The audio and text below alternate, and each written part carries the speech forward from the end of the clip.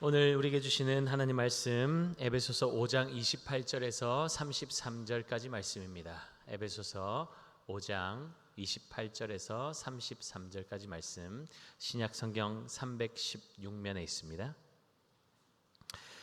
에베소서 5장 28절에서 33절까지 말씀 우리 함께 한 목소리로 말씀 읽겠습니다. 이와 같이 남편들도 자기 아내 사랑하기를 자기 자신과 같이 할지니 자기 아내를 사랑하는 자는 자기를 사랑하는 것이라. 누구든지 언제나 자기 육체를 미워하지 않고 오직 양육하여 보호하기를 그리스도께서 교회에게 함과 같이 하나니 우리는 그 몸의 지체임이라. 그러므로 사람이 부모를 떠나 그의 아내와 합하여 그 둘이 한 육체가 될지니 이 비밀이 크도다. 나는 그리스도와 교회에 대하여 말하노라. 그러나 너희도 각각 자기의 아내 사랑하기를 자신같이 하고 아내도 자기 남편을 존경하라. 아멘. 우리 귀한 믿음의 지체들 인사하겠습니다. 자, 손을 사용하시고 얼굴 근육도 좀 푸시고 반갑습니다. 함께 예배드리게 돼서 좋습니다. 은혜 받고 갑시다. 감사합니다. 이렇게 흔드는 게 아주 좋아요, 그렇죠? 유치한 것 같지만 유치함 속에 또 즐거움이 있습니다. 우리 암송 구절 한번 함께 읽고 암송하도록 하겠습니다. 남편들아 아내 사랑하기를 그리스도께서 교회를 사랑하시고 그 교회를 위하여 자신을 주심같이 하라. 아멘. 함께 하겠습니다. 남편들아 아내 사랑하기를 그리스도께서 교회를 사랑하시고 그 교회를 위하여 자신을 주심같이 하라. 에베소서 5장 25절 말씀. 아멘. 네, 함께 암송하는 소리가 점점 커져서 너무 감사합니다. 창조의 하루하루를 지날 때마다 하나님은 모든 것이 보시기에 좋았더라라고 말씀하셨죠. 그런데 하나님 보시기에 좋지 않았던 보시기에 좋지 않았던 한 가지가 있습니다. 그것은 아담이 혼자 있는 것이었습니다. 보시기에 좋지 않았다는 것은 나빴다는 의미가 아닙니다. 이보다 더 좋은 상태가 있다는 것을 암시하는 말이죠. 그래서 하나님께서 하신 일이 무엇입니까? 아담을 잠재우시고 그의 갈빗대를 취해서 여자를 창조하셨습니다. 그렇게 창조하신 하와의 손을 하나님께서 붙잡으시고 아담에게로 이끌어 주셔서 그 둘이 한 몸을 이루도록 하십니다. 이처럼 결혼은 계약 관계가 아닙니다. 한 남자와 한 여자가 하나님께서 친히 제정하신 언약 관계 안으로 들어가는 것이 결혼입니다. 결혼을 하나님께서 디자인하셨으니 하나님의 백성은 하나님께서 의도하신 가정이 어떠한 모습인지를 아는 것이 너무나 중요합니다. 하나님이 원하시는 결혼이 어떤 것인지를 오늘 본문 31절은 말씀하고 있습니다. 그러므로 사람이 부모를 떠나 그의 아내와 합하여 그 둘이 한 육체가 될지니. 결혼은 떠남으로부터 시작합니다. 자기 사랑으로 가득한 세상 아닙니까? 정상적인 사람이라면 자신의 육체를 미워하는 사람은 없습니다. 자신을 가꾸고 자기 개발을 위해서 투자하고 취미생활을 즐기고 가까운 친구들과 함께 지인들과 많은 시간을 함께 보냅니다. 그러나 결혼을 하면 어떻습니까? 결혼 전에 자신을 위해서 투자하고 즐기던 모든 것들을 그대로 유지할 수가 없는 것이죠. 여성은 출산과 육아를 위해서 자신의 커리어를 중단해야 할 때도 있고 배우자의 직장을 위해서 익숙한 환경을 떠나야 할 때도 있습니다. 가정에 집중하면 취미생활도 친구들과의 관계도 자연스럽게 정리가 되는 것이 정상입니다. 어떤 사람들은 이 즐거운 싱글 라이프를 포기해야 하기 때문에 결혼을 할 수 없다고 말합니다. 가정을 이루어 보지 않았기 때문에 가정에 임하는 하나님 나라의 진정한 맛을 경험하지 못했기 때문에 하는 무지한 말인 것이죠. 결혼하고 나서도 여전히 자기 중심적인 취미생활, 친구 관계, 재정 지출, 시간 사용을 그렇게 하고 있다면 그 역시도 하나님께서 가정에서만 누릴 수 있도록 주시는 특별한 만족을 맛볼 수가 없을 것입니다. 결혼을 떠남이라고 말하고 더군다나 사랑으로 헌신하며 키워주신 부모를 온전히 떠나야만 두 사람이 한 육체, 한 몸이 될 수 있다고 말씀하시는 이유가 무엇일까요? 이 떠남은 우선순위의 문제를 말하고 있는 것입니다. 그리스도인에게 부모 공경은 당연한 것이죠. 예수 믿지 않는 사람들보다 보이지 않는 하나님을 섬기는 그리스도인들은 부모님을 더 사랑으로 잘 섬겨야 합니다.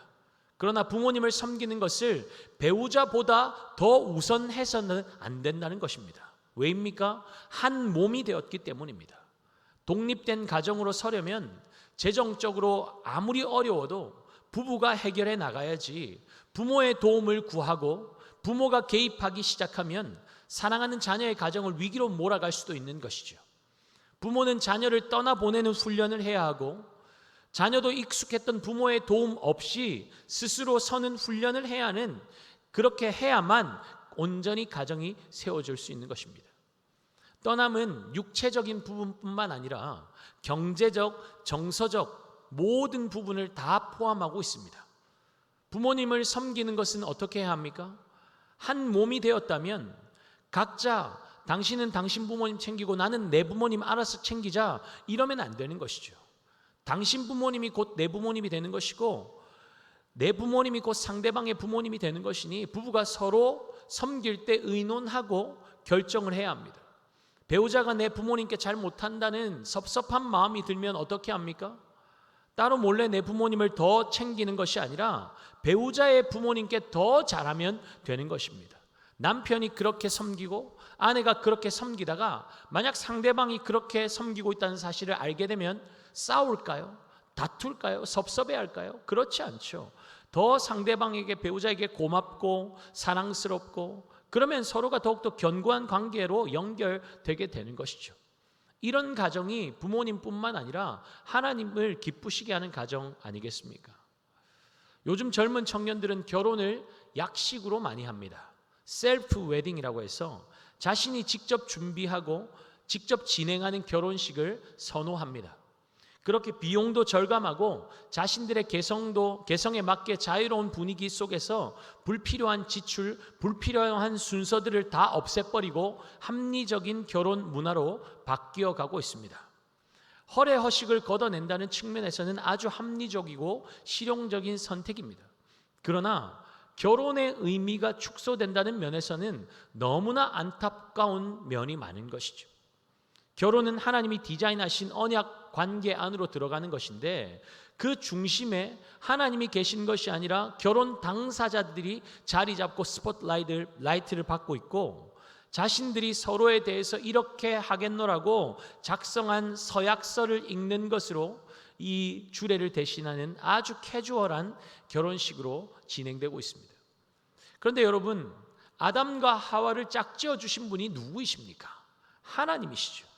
두 사람이 어디서 어떻게 자랐고 어떤 시간을 거쳐왔는지 알지 못했지만 어느 날 어느 순간 만나게 되었고 함께 평생을 같이 할 결심에 이른 것이 오로지 두 사람의 선택에서 결정해서 비롯된 것입니까?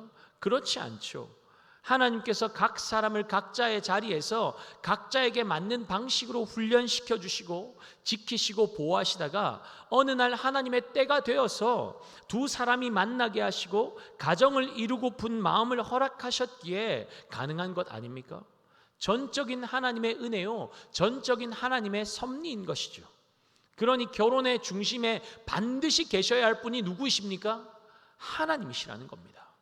그렇다면 결혼식은 두 사람의 삶을 하나님 앞에 올려드리는 거룩한 예배가 되어야 하는 것 아니겠습니까? 그리스도께서 교회를 사랑하사 거룩하고 흠이 없게 하시려고 교회를 위하여 자신을 주신 것처럼 가정이 거룩하게 세워지려면 하나님 앞에서 우리의 가정의 주인은 하나님이십니다 고백하는 예배로 시작하는 것이 너무나 당연한 것이죠. 예수 믿지 않는 가정이야 서로 계약서를 작성해서 읽고 주례를 대신하든 스몰 웨딩을 하든 상관없죠. 그런데 하나님께서 내 삶의 주인이라고 고백하는 하나님의 사람들마저도 세상과 똑같이 결혼을 인식하고 있고 결혼의 의미를 축소시켜버리고 있다면 그것은 너무나 안타까운 모습 아니겠습니까? 가정이 하나님 앞에 거룩하게 세워지려면 그 가정의 중심에 있어야 할 것이 무엇입니까? 하나님의 말씀이 가정의 중심에 있어야 합니다. 결혼식 때 하나님의 말씀이 선포되는 것이 그래서 중요한 것입니다. 새롭게 세워지는 가정은 주례자가 선포하는 말씀을 듣고, 그러니까 주례자라고 말하는 것은 제가 결혼식이 예배라고 했습니다. 목사를 초청하라고 하는 게 그거예요. 하나님의 말씀이 선포되어야 하고, 가정은 그 말씀을 듣고 성경 위에 손을 얹고 서약을 하는 것이죠. 이것은 하나님의 말씀을 우리 가정의 중심에 두고 부부가 하나님의 말씀에 복종하겠다는 고백을 하나님께 올려드리는 결단 아닙니까? 아내는 하나님께서 남편에게 주신 권위를 인정하고 자신을 남편의 권위 아래에 두고 남편을 섬기며 세워가기로 그렇게 하나님 앞에서 서약하고, 남편은 예수 그리스도께서 교회를 위해서 자신의 생명을 내어주신 것처럼 생명을 다해서 아내를 자기 몸처럼 섬기고 사랑하겠다고 하나님 앞에서 결단하고 서약하는 것이죠. 이렇게 하나님 앞에 자신과 배우자와 가정을 올려드리며 시작하는 가정과 그렇지 않은 가정, 어떻게 같을 수가 있겠습니까? 결혼 전에야 남녀가 자기 중심성을 잠시나마 절제하고 숨기기 위해서 자신을 쳐서 복종시키는 일에 얼마나 최선을 다합니까? 그런데 결혼하고 가정을 이루고 나니까 그것이 잘 되던가요? 자기 중심, 자기 사랑, 죄인의 특징입니다. 그냥 DNA 자체가 나로 가득하죠. 그런 죄인들이 자기가 중심이 되어서 가정을 시작하고 그렇게 살아가니까 전쟁이 끝이 없는 것 아닙니까? 그런 사람들에게 어떻게 이 말씀이 이해가 될 수 있겠습니까? 한번 볼까요? 에베소서 5장 28절에 30절 함께 읽겠습니다. 이와 같이 남편들도 자기 아내 사랑하기를 자기 자신과 같이 할지니 자기 아내를 사랑하는 자는 자기를 사랑하는 것이라. 누구든지 언제나 자기 육체를 미워하지 않고 오직 양육하여 보호하기를 그리스도께서 교회에게 함과 같이 하나니 우리는 그 몸의 지체임이라. 아멘. 결혼의 언약 관계 안에서 성령의 다스리심 가운데 있지 않은 사람은 이 말씀이 절대로 이해될 수가 없습니다. 또한 이해된다고 할지라도 절대로 이 말씀대로 살 수가 없죠. 여러분, 우리가 성령 충만해야 할 이유가 이것 아닙니까? 한 몸의 원리를 이해하고 서로를 존귀하게 여기려고 애를 써도 우리 안에 가득한 자기 사랑, 자기 중심성은 우리가 아무리 애를 쓴다고 해도 해체되지가 않는 것이죠. 기억할 것은 자기 중심성이 해체되지 않는 이상 부부가 하나로 깊은 연합을 하는 것은 기대할 수가 없다는 것입니다. 그러나 성령의 지배하심 아래 자신을 복종시키고 아내를, 남편을 성령께 맡겨드리며 나아가는 가정은 그리스도의 사랑이 그들 안에 역사해서 부부는 더욱더 깊고 친밀하고 강력한 연합을 이루어가게 될 것입니다. 육체만 합하여지는 것이 아니죠. 마음과 생각도 정서적으로도 더욱더 친밀해지니까 그런 가정에는 사단이 유혹으로 치고 들어올 틈이 없는 것이죠. 여러분, 우리가 에베소서 말씀을 읽고 묵상해 가면서 우리 마음에 깊이 새겨지게 된 것이 무엇입니까? 우리는 여전히 연약하고 부족하지만 늘 넘어지고 서로에게 상처를 주고받고 주님 앞에 너무나 부끄러운 모습으로 설 때가 많지만 에베소서 2장 21절에 뭐라고 말씀하고 있습니까? 함께 읽겠습니다. 그의 안에서 건물마다 서로 연결하여 주 안에서 성전이 되어가고 너희도 성령 안에서 하나님이 거하실 처소가 되기 위하여 그리스도 예수 안에서 함께 지어져 가느니라. 아멘. 함께 지어져 가느니라. 나만 멋지게 지어져 가느니라가 아니라 함께 지어져 가는 중이라는 이 사실, 그것이 우리에게 힘이 되고 격려가 되고 소망이 되는 것 아닙니까? 하나님께서 하와를 돕는 배필로서 아담에게 주셨습니다. 돕는 배필은 히브리어로 에젤입니다. 아내는 남편이 사랑으로 돌봐야 할 연약한 그릇이지만 하나님께서 남편을 세울 수 있도록 독특한 지혜와 능력을 아내들에게 주셨습니다. 한 가정의 아내가 성령에 붙잡힌 바 되면 아내를 통해서 하나님이 주신 힘과 에너지가 흘러들어가서 남편을 건강한 믿음의 가장으로 세우고 자녀들을 믿음의 사람으로 키워내게 되는 것이죠. 이것이 바로 성경이 말씀하는 현숙한 여인의 모습 아니겠습니까? 잠언 31장 10절이죠. 누가 현숙한 여인을 찾아 얻겠느냐? 그의 값은 진주보다 더하니라. 잠언 18장 22절 말씀은 바로 그런 현숙한 아내를 둔 남편들에게 주시는 말씀입니다. 아내를 얻는 자는 복을 얻고 여호와께 은총을 받는 자니라. 그렇다면 남편을 어떻게 해야 할까요? 아내를 주신 것이 하나님의 은총인 것을 기억하고 거룩함과 존귀함을 가지고 아내를 사랑으로 대해야 하는 것이죠. 오늘 본문 29절에는 어떻게 하라고 말씀하고 있습니까? 자기 자신을 사랑하여서 양육하고 보호하는 것처럼 아내에게 그렇게 행하라는 것입니다. 왜죠? 한 몸이기 때문이라는 것이죠. 예수님께서 그의 몸인 교회를 위해서 그렇게 모범을 보여주셨기 때문이라는 것입니다. 둘이 합하여서 한 몸을 이루는 결혼에 대한 이야기를 하면서 바울은 이것이 큰 비밀이라고 말하고 있습니다. 32절 함께 보겠습니다. 이 비밀이 크도다. 나는 그리스도와 교회에 대하여 말하노라. 아멘. 바울은 남자가 그 부모를 떠나서 아내와 합하여 한 몸을 이루는 것을 비밀, 원어로는 신비라고 말하고 있습니다. 이 신비라는 말의 뜻은 알려지지 않은 비밀이라는 것이 아니라 인간의 이성으로는 이해할 수도 없고 언어로도 설명조차 할 수 없는 것이라는 의미를 가지고 있습니다. 성경에서 신비라는 의미를 지닌 또 다른 단어는 성례입니다. 성례에는 성찬과 세례가 있죠. 세례는 예수님의 죽음과 부활에 연합한다는 의미가 있습니다. 성찬은요, 성찬을 통해서 예수 그리스도의 피와 살이 우리의 피와 살이 되는 상징적인 연합을 뜻하는 것이 성찬입니다. 이처럼 세례와 성찬은 우리 구주 예수님과 신비로운 연합을 나타내는 것이기 때문에 신비라는 것입니다. 그 신비롭고 오묘한 연합이 가장 정확하게 보여지고 있는 곳이 어디라는 것입니까? 남편과 아내의 관계라는 것입니다. 남편도 지어져가는 중이고 아내도 지어져가는 중이기 때문에 분명 서로의 부족함을 느낄 수 있습니다. 그러나 예수님께서 친히 교회와 예수님의 이상적인 관계를 모범으로 보여주셨으니 우리는 주님 보여주신 길로 묵묵히 따라가면 순종하며 따라가기만 하면 되는 것이죠. 그렇게 한 걸음 한 걸음 따라가다 보면 더디더라도 가정은 주님 안에서 아름다운 모습으로 지어지게 될 것입니다. 결국 주님께서 가정을 통해 이루기 원하시는 뜻이 무엇일까요? 두 사람을 아름답게 빚어서 하나 되게 하는 목적이 무엇이겠습니까? 왜 인간의 이성으로는 감히 이해할 수도 없고 언어로도 설명할 수 없는 놀라운 신비를 부부 관계 안에서 경험하게 하실까요? 우리가 사는 이 시대는 자기 사랑으로 가득하여서 자기 유익만 추구하죠. 그러다가 깨어지고 해체되는 가정들이 얼마나 많습니까? 기준이 무너지고 타락한 시대이기 때문입니다. 수많은 상담가들이 가정을 봉합하기 위해서 애를 써보지만 무너지는 가정을 붙잡고 지탱해 줄 능력이 그들에게는 없습니다. 사단은 결혼 제도 자체를 흔들고 있고 온 전력을 다해서 가정을 무너뜨리기 위해서 공격을 쏟아붓고 있습니다. 그러니 사람의 지혜와 지식과 경험으로는 안 되는 것이죠. 성령에 붙들린 바 되지 않으면 절대로 세월을 아끼며 살 수가 없습니다. 하나님 나라 안에 있는 좋은 것들을 맛보고 누려야 할 가정이 주님의 뜻과 상관없이 지옥과 같은 격전지로 바뀌게 되어서 싸우다가 주님 주신 귀한 시간 다 허비해 버리는 것이죠. 가정이 미움과 증오와 한숨과 원망으로 채워진다면 우리는 자녀들마저도 지키지 못하게 될 것입니다.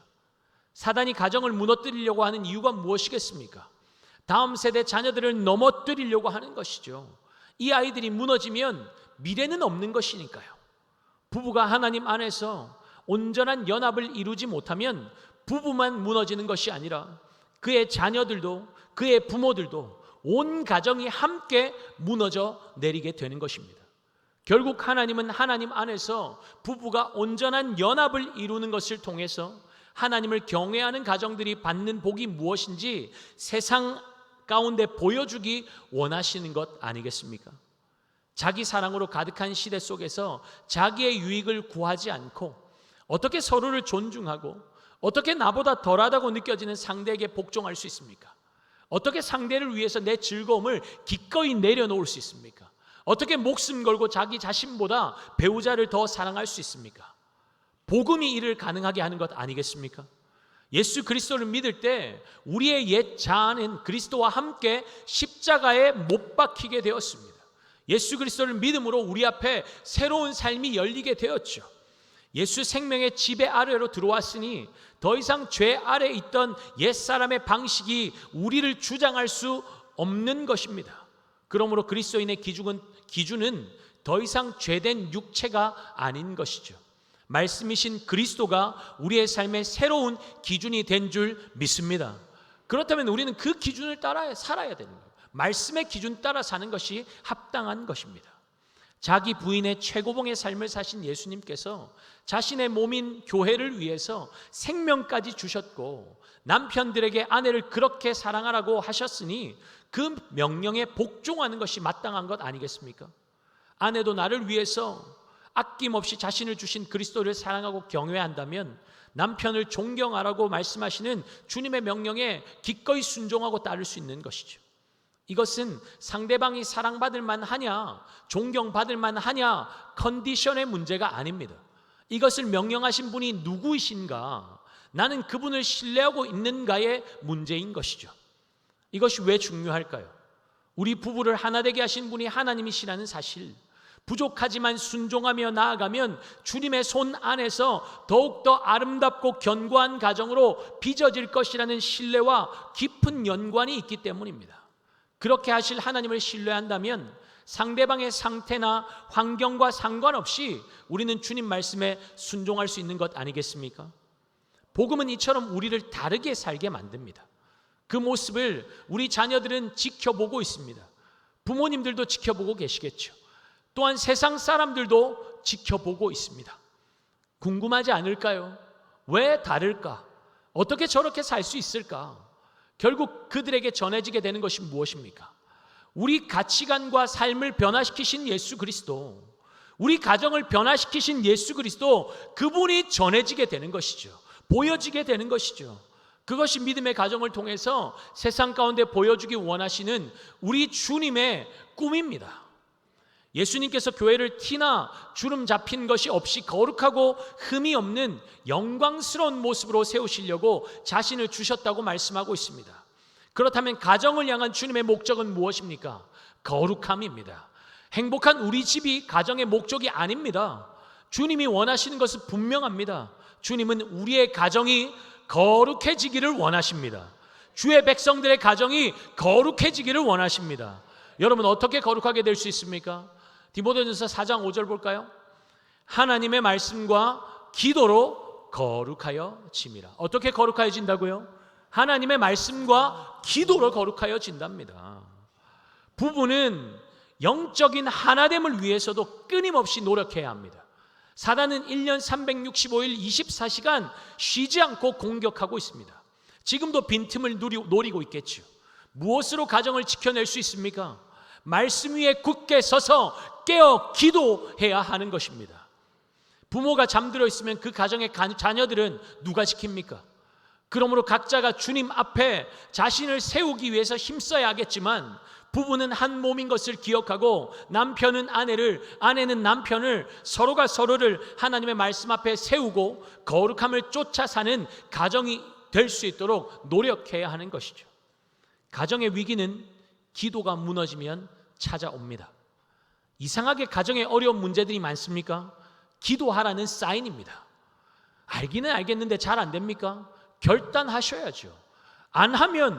기도 안 하면 무슨 수로 이 위기를 뚫어낼 수 있다는 말입니까? 맥없이 당할 수밖에 없는 것이죠. 가정의 가장들이 거룩한 두 손을 들고 가정을 위해서 기도해야 합니다. 그것 또한 아내를 사랑하는 또 다른 한 방편입니다. 남편이 은혜 받고 주님 앞에 믿음으로 살기 시작하면 아내들도 살맛 나는 거죠. 아내는 자고 있는데 남편이 일어나서 새벽 기도를 간다? 존경하는 마음이 막 일어나는 것 아닙니까? 회사 일도 많을 텐데, 피곤할 텐데 잠도 줄이면서 기도하러 가네. 나도 기도해야지. 그렇게 부부가 주님 앞에 깨어나면 부부간의 친밀도도 깊어지게 되어 있습니다. 주일에 말씀 듣고 구역 식구들하고만 은혜 나누지 마시고 부부가 함께 들은 말씀의 내용을 가지고 나눔을 시작하면 그것이 구역 모임 아닙니까? 12주 동안 진행되었던 제자 양육반 훈련에 함께 참여한 부부가 있었습니다. 이 훈련을 통해서 서로가 말씀 앞에 변화되어 가는 모습을 보면서 부부가 도전을 받고 부부간의 대화가 더 깊어졌다는 이야기를 들었습니다. 함께 은혜 받는 자리에 있으니까 부부가 더 영적으로 친밀하게 되고 더 가깝게 되는 것이죠. 여러분, 부부가 함께 말씀을 듣고 받은 은혜를 나누다가 또 다른 가정의 부부랑 식사할 기회가 있지 않습니까? 식사하면서 부부간에 나누었던 은혜를 다른 가정과 나누면서 그렇게 삶을 나누다 보면 부부 구역 모임이 그렇게도 시작될 수 있는 것 아니겠습니까? 구역 모임은 어려운 것이 아닙니다. 구역 모임은 공동체를 더욱더 거룩하게 하고 하나로 결속시키는 통로입니다. 구역 모임 하는 분들, 참석하고 계신 분들, 구역 모임 하니까 어떤 유익이 있던가요? 구역 모임을 교회적으로 시작하자고 제안하니까 어떤 구역장님이 이런 말씀을 하더군요. 주일 말씀 은혜가 있고 너무나 좋지만 모두 바쁜 일상을 살다 보니까 그 말씀이 수요일만 되어도 기억이 전혀 안 난다는 거죠. 그러니 어떻게 구역 모임을 이끌어갈 수 있겠냐고 걱정이 너무 앞선다는 말이었습니다. 여러분, 사실 그 걱정이 진짜 중요한 핵심을 말하고 있는 것 아닙니까? 주일이 지나면 말씀이 아무리 은혜로웠어도 금방 잊혀져 버립니다. 그런데 구역 모임을 하면 어떻습니까? 말씀이 생각이 나는 거죠. 한번 듣고 잊어버릴 말씀이었는데 지체들과 나눔을 하기 시작하니까 받았던 은혜가 되살아나고 다시 한번 말씀을 곱씹게 되니까 그 말씀의 은혜가 하루라도 더욱더 지속되지 않던가요? 연장선상에서 말하자면 수요 예배 왜 있겠습니까? 새벽 기도에 왜 있겠습니까? 금요 기도회는 왜 만들었을까요? 쉬 사라져 버릴 은혜를 충전할 수 있는 은혜의 자리가 준비되어 있으니 세상에 살아갈 연료가 떨어지거든 언제든지 나와서 공급받으라는 것 아닙니까? 난 매일 은혜로 살고 싶습니까? 그런 마음이 든다면 잠 조금 줄이고 새벽 예배에 나오면 되는 것이죠. 주일은 시간이 제약이 되어 있으니까 말씀을 더 나누고 싶고 기도를 더 하고 싶어도 끊을 수밖에 없습니다. 그런데 금요기도의 용어는 어떻습니까? 토요일날 출근 걱정도 없죠. 물론 출근하는 분도 계시긴 하지만 대부분 토요일 쉬지 않습니까? 부부가 함께 밤늦은 시간까지 함께 기도하는 것, 누구 눈치도 보지 않고 지체들과 마음껏 함께 부르짖어 기도할 수 있고 얼마나 좋은 시간입니까? 한 번도 안 와보신 분들 Come and see, 와서 보세요. 경험해 보세요. 경험을 못하면, 맛을 모르면 그 맛을 그리워하지 않습니다. 갈망이 일어나지 않아요. 그러나 맛을 보면 그 맛을 반드시 그리워하게 되어 있습니다. 맛집 가서 맛있는 음식만 맛봐도 먹고 싶은 그 음식 생각나지 않습니까? 은혜의 경험이 있는 분들은 그 예배의 자리에서 주님을 깊게 경험하고 내 삶을 만지시고 회복시키시는 그 주님의 놀라운 은혜를 경험하는 맛을 보면 그 맛이 그리워서 힘들어도 그 자리에 나가서 앉게 되어 있는 겁니다. 그래서 come and see, 와서 보라는 거예요. 경험해 보라는 거예요. 사실 지난 주일에도 잠깐 나누었지만 가정에 관한 말씀을 나누면서 어떠한 이유에서든 홀로 되신 분들에 대해서 생각하지 않을 수가 없었습니다. 그런데 오늘 말씀에 분명하게 언급하고 있는 것처럼 이 말씀은 부부 관계 안에만 국한된 말씀이 아니라 그리스도와 교회에 대한 말씀이라고 분명히 말씀에서 언급하고 있다는 것을 우리는 마음에 되새길 필요가 있습니다. 여러분, 주님 사랑하십니까? 주님 사랑하십니까? 주님 사랑하십니까? 아멘. 우리 주님은 교회가 그리스도의 신부들이 거룩하게 단장되어서 하나님 앞에 서기를 원하십니다. 주님 사랑하시는 공동체에 더러운 것들이 틈타지 못하도록 깨어서 굳게 서서 지키는 것은 누구의 몫입니까? 우리 각자의 몫이에요. 신부된 우리의 몫이라는 것입니다. 우리의 시선이 주님으로부터 멀어지면, 신랑 대신 그 주님께로부터 멀어지면 사단은 반드시 그 틈을 타고 역사하게 되어 있습니다. 예배 시간에도 우리의 시선이 주님께로 향하는 것이 아니라 뭔가 거슬리는 것, 뭔가 거슬리는 소리, 뭔가 거슬리는 것들에 집중하기 시작하면 하나님과 나 사이에 뭔가 다른 것들이 불쑥 들어와서 그 은혜와 사랑을 방해하게 되는 것이죠. 그러니까 하나님께서 십계명에 너는 내 앞에 다른 신을 두지 말라고 하신 것은 너의 얼굴과 나의 얼굴 사이에 그 어떤 것도 허락하지 말라는 말씀입니다. 은혜의 자리에서 하나님과 우리 사이에 그 끈끈한 사랑의 관계를 방해할 수 있는 그 어떤 것도 용납하지 말고 치워버리라는 것입니다. 여러분, 하나님과 우리 간에, 신랑과 신부 그 사랑 안에 무엇이 끼어들 수 있다는 말입니까? 그리스도의 신부된 교회요, 사랑하는 성도 여러분, 거룩하게 단장되어서 신랑 되신 주님께 아름답게 드려질 수 있도록, 거룩하게 드려질 수 있도록 말씀과 기도에 전무하는 저와 여러분의 삶이 될 수 있기를 예수님의 이름으로 축복합니다. 거룩함을 위해서 말씀으로 깨어 믿음 위에 굳게 서서 싸우는 저와 여러분 되시기를 예수님의 이름으로 축복합니다. 거룩함은 지켜내는 거예요. 지켜야 하는 거예요. 생명 걸고 지키는 것이 거룩함입니다. 주님과 온전하게 연합된 교회와 가정의 아름다운 비밀을 세상 가운데 드러내어서 무너지고 깨어진 세상에 올바른 기준을 제시하고 변화시키는 데 쓰임받는 저와 여러분의 삶이 될 수 있기를 예수 그리스도의 이름으로 축복합니다. 우리 다 함께